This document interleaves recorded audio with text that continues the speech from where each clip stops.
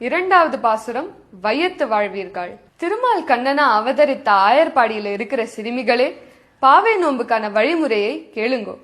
நெய் பால் உண்ணக்கூடாது, அதிகாலம்புற எழுந்து நீராடணும், கண்ணுக்கு மை தீட்டக்கூடாது, கூந்தலுக்கு மலர்கள் சூடக்கூடாது. மார்கழி மாசத்துல பூக்கிற எல்லா பூக்களுமே அந்த மாதவனுக்கே சமர்ப்பணம். மற்றோரை பத்தி துச்சமா பேசக்கூடாது, கெட்ட எண்ணங்கள் வரவே கூடாது.